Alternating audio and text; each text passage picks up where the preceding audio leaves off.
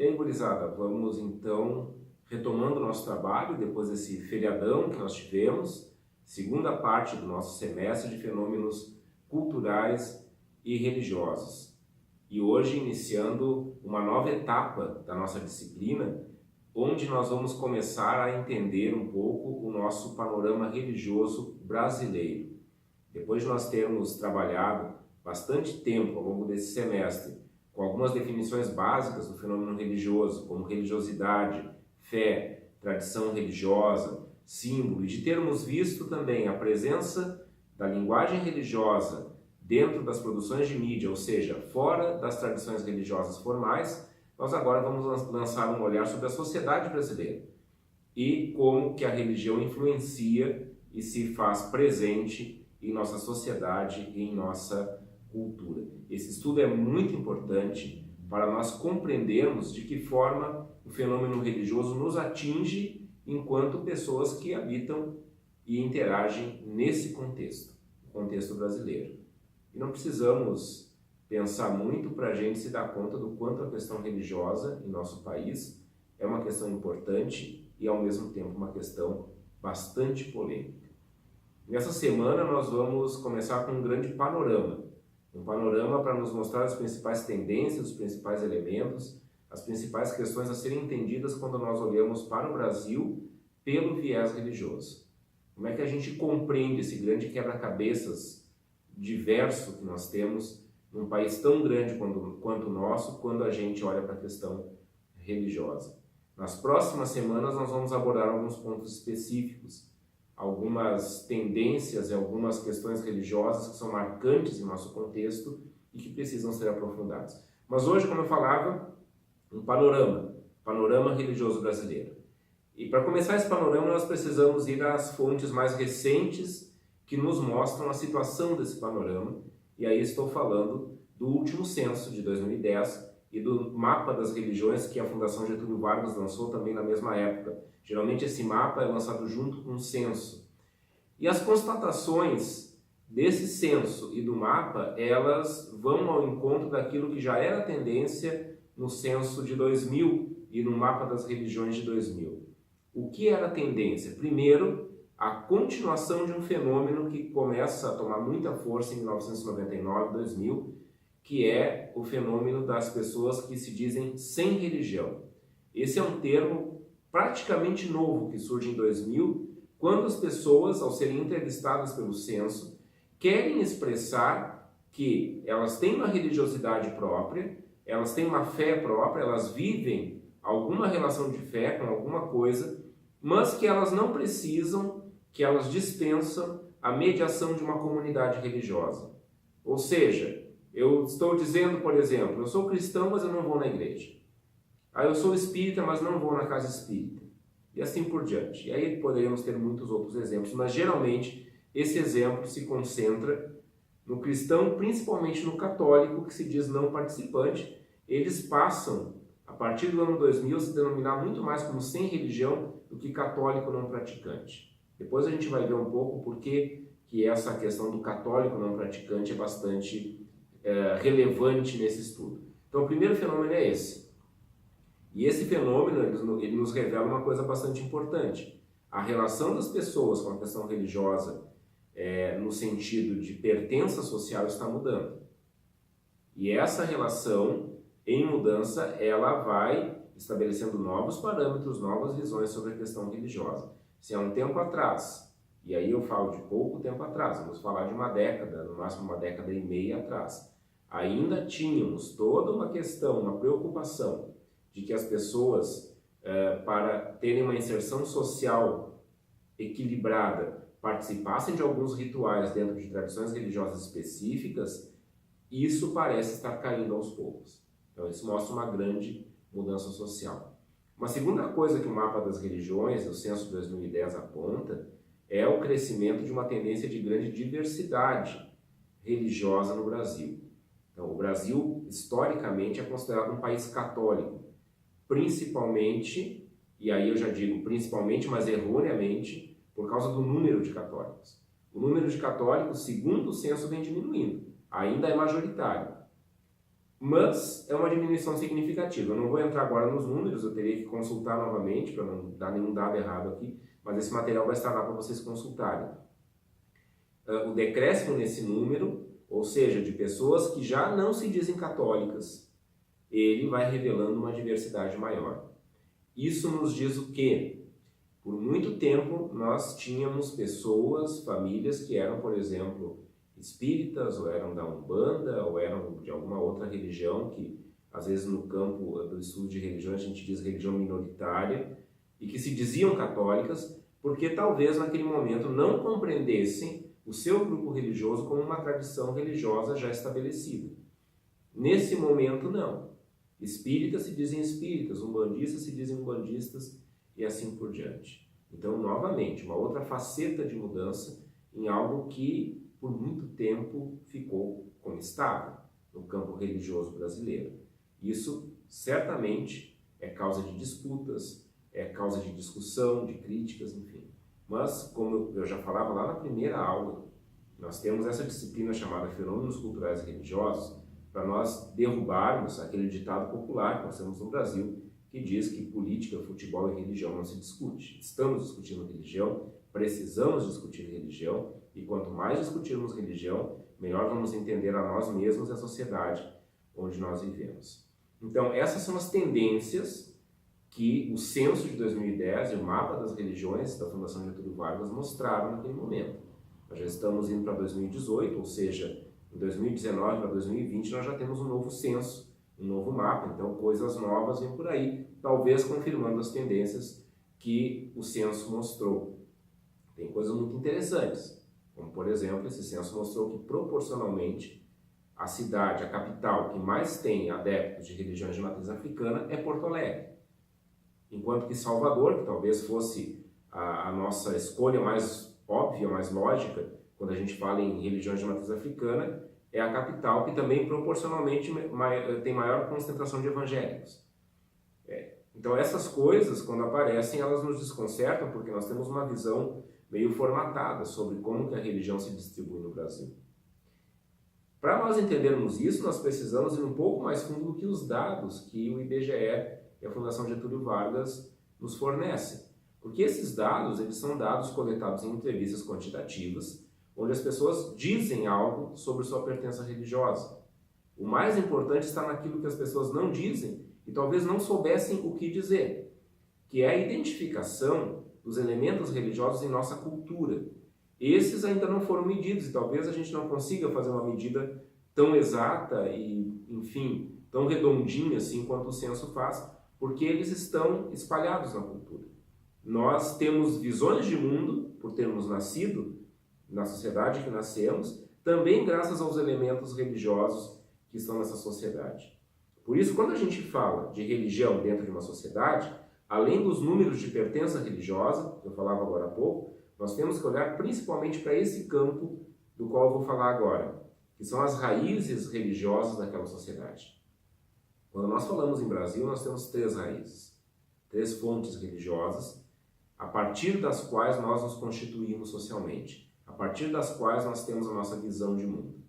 Que raízes são essas? É bastante óbvio, é só olhar para a história do Brasil. A primeira grande raiz religiosa brasileira é a raiz dos povos autóctones, ou daquilo que nós chamamos ainda, erroneamente, de indígenas. Erroneamente porque nenhum indígena é indígena. Eles têm esse nome porque os europeus que chegaram aqui chamaram de indígenas. Nós tínhamos várias nações autóctones aqui, povos originários. Então, a primeira vertente, raiz religiosa, é a dos povos originários. Esses povos, cada um deles tinha seus sistemas complexos, não só de crença. A vida desses povos era uma vida integrada pela questão religiosa. Mas se nós podemos tirar um denominador comum da experiência religiosa desses povos, é a da identificação e da veneração do sagrado na natureza. Tanto que nós temos em toda a América Latina toda a veneração, o culto à Pachamama. A Pachamama é praticamente uma tradição religiosa. Errei falando isso, mas tudo bem, para a gente entender. É um culto, é uma veneração que se tem em quase toda a América Latina. Não vou dizer em toda, porque seria né? Eu não teria como comprovar que em todo, mas em quase toda a América Latina, olhando para o quê? Para como que esse planeta, como que a Terra onde nós vivemos nos dá sinais de vida, de esperança e às vezes nos dá alertas também. Isso para os povos originários era a manifestação divina. Então o panteão de deuses e deusas desses povos originários era relacionado com a natureza. Era relacionado com os fenômenos climáticos. E era a relação com esses fenômenos naturais, climáticos, que esses povos constituíam sua identidade. E isso está em nós hoje. Vou dar um exemplo bem bobo. Quem aqui, quando se sentiu doente alguma vez, sentiu mal, não foi tomar um chá? Pois tomar um chá para se curar é um hábito que também veio desses povos originários.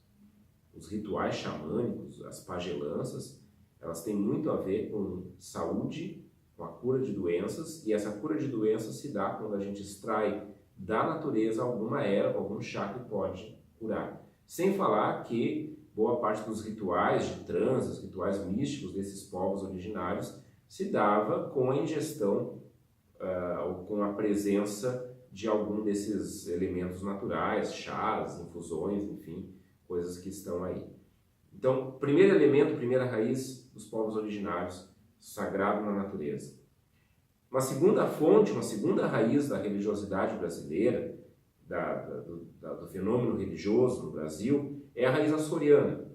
Os açorianos foram os portugueses que em maior parte colonizaram o Brasil.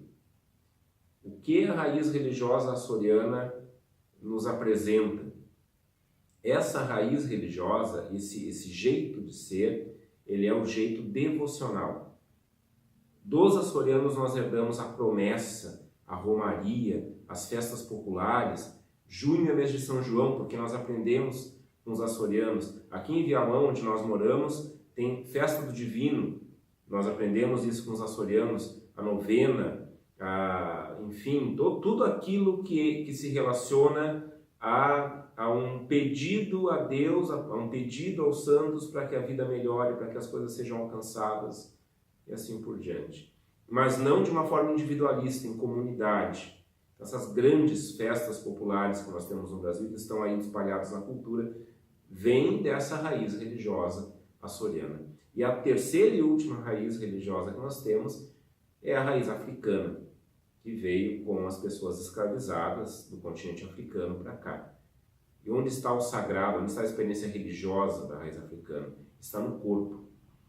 A divindade toma o corpo e aí ela se manifesta pela dança, pela palavra, pelo gesto, pela sensualidade.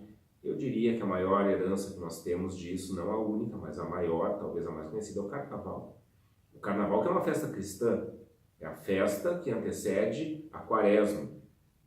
O Carnaval tem no mundo inteiro como festa antes da Quaresma. No Brasil, ela é tomada por toda uma cultura de origem africana e ela tem uma sensualidade, ela tem uma manifestação corporal que a gente não encontra em outros países. Então essas três raízes, essas três fontes, elas não vão nos indicar apenas que tradições religiosas tem no Brasil.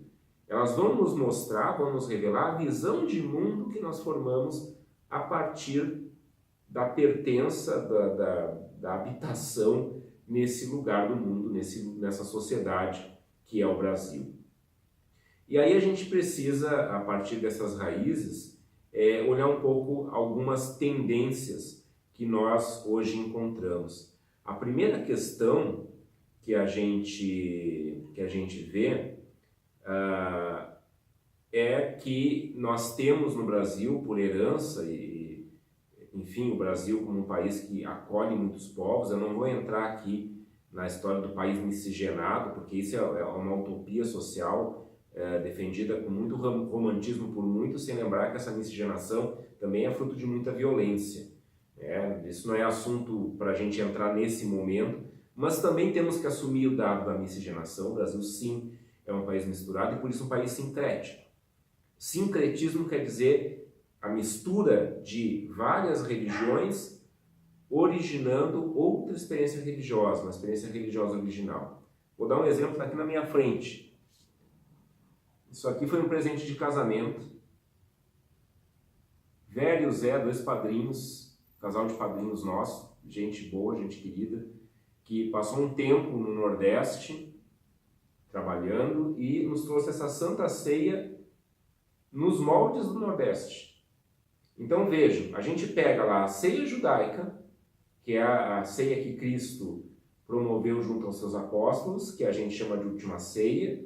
Então a gente vem do judaísmo, aquela era a ceia pascal judaica, a gente passa pelo cristianismo, com a instituição da Eucaristia cristã, e a gente vem para o Nordeste com esses apóstolos junto com Cristo, comendo aqui as frutas típicas do Nordeste. Isso é sincretismo, isso é uma riqueza. Só o Brasil tem isso.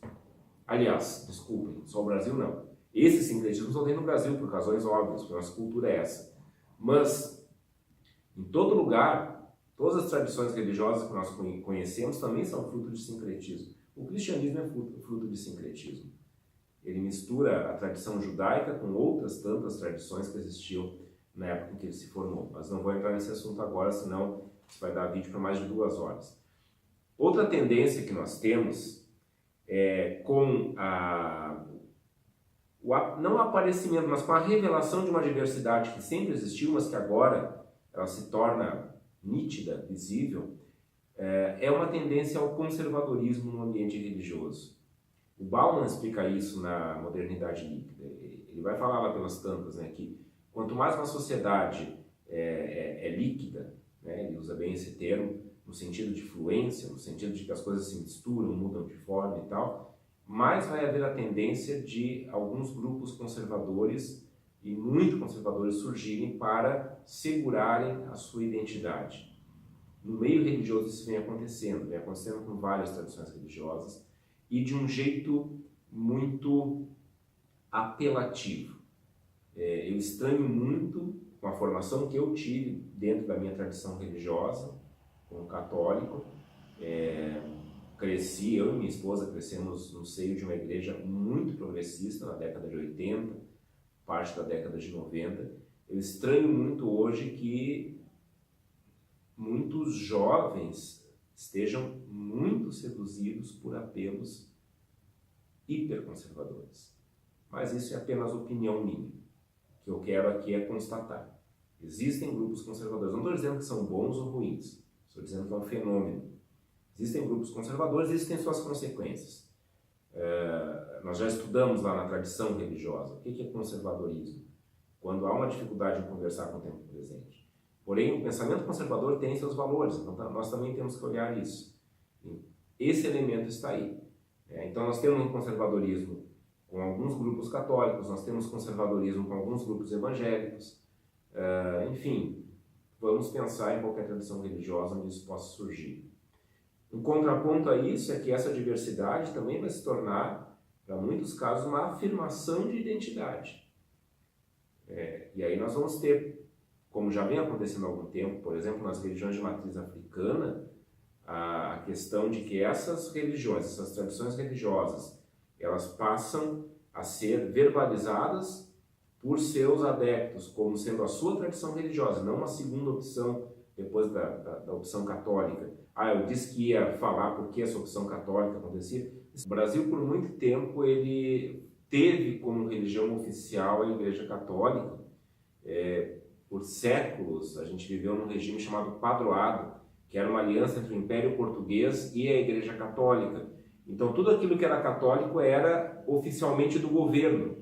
Isso foi, por muito tempo, até a proclamação da República. Ou seja, lá no final do século XIX, que isso se separa, e é claro que essa separação ela não é um corte drástico. A Igreja continua sendo muito influente.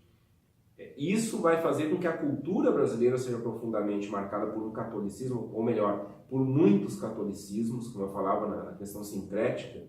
Esse catolicismo ele acaba tomando as feições da diversidade do povo. Isso é muito bonito, isso é muito legal.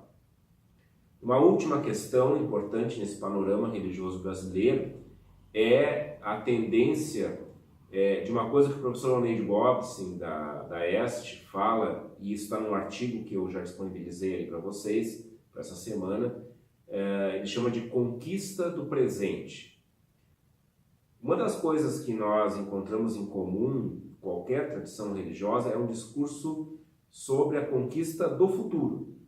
Toda tradição religiosa fala sobre um final dos tempos e o que a gente tem que fazer para que nesse final dos tempos a gente se salve. Qualquer tradição religiosa fala nisso. O Oneide, ele vai dizer que nesse momento as pessoas vivem muito mais uma preocupação, e aí muitas tradições religiosas ou grupos religiosos também reforçam isso, com a conquista do presente e não do futuro. E aí isso é muito marcado por uma coisa que a gente encontra hoje em diversos lugares e que eu pessoalmente considero insuportável, que é a literatura e a cultura de autoajuda. Aliás, eu sei que a piada é velha, mas a autoajuda é uma coisa que funciona muito para o autor da autoajuda. Ele se autoajuda a ficar rico, porque com quem compra o livro dele, porque o resto, via de regra, não funciona. Essa cultura da autoajuda, ela é muito sintomática dentro de sociedades competitivas, individualistas, onde as pessoas querem salvar o seu. E isso se torna experiência religiosa também. Então, esse autor, o Oneide Bobson, que é um autor aqui de São Leopoldo, onde eu fiz meu doutorado na EST, ele vem falando nisso. Dentro das tradições religiosas, nós encontramos cada vez mais forte a presença de grupos e discursos que atraem as pessoas com esse apelo de uma conquista do presente, com essa questão da autoajuda, do melhorar de vida, da prosperidade, assim por diante. Isso está presente em diversos grupos religiosos. Como eu falei no começo, esse é panorama. Esse é o panorama religioso brasileiro, ou melhor, é um panorama em parte, né? Porque tem muito mais coisa que a gente poderia colocar nesse panorama, mas já deu, o vídeo já ficou muito comprido, inclusive.